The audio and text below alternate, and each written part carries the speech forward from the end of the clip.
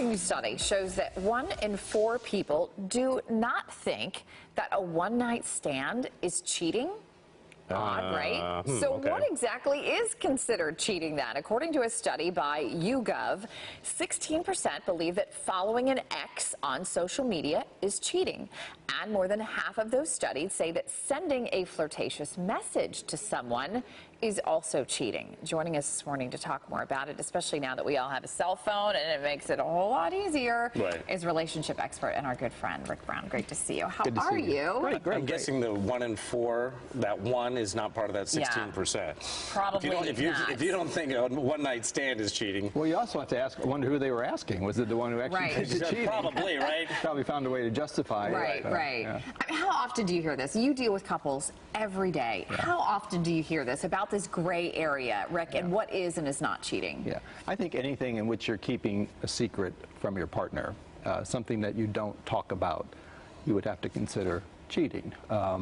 So most people have a kind of a moral compass of whether what they're doing is right or wrong. And if you're having to justify something or keep it a secret or keep it from somebody, that's probably not in the best interest of your relationship. You know, it's interesting as we get into, new things with cyberspace and so forth, we have to sort of create new laws to govern these things. And there are sort of new rules for you in your mind to have to deal with, because with social media, you might do something that you wouldn't normally do. You certainly wouldn't think, well, I'm not going to sleep with this person. I just sent them a message. But that's a slippery slope to go down, and maybe we haven't processed how to handle social media so well. So it's easier to fall into that. It is easier, but I think one clue for you is if your spouse or your partner was somehow invisibly beside you, observing what you were doing, would they feel uncomfortable? And if the answer comes back, I think they would. That's probably a good sign. You ought not to be engaging in that behavior.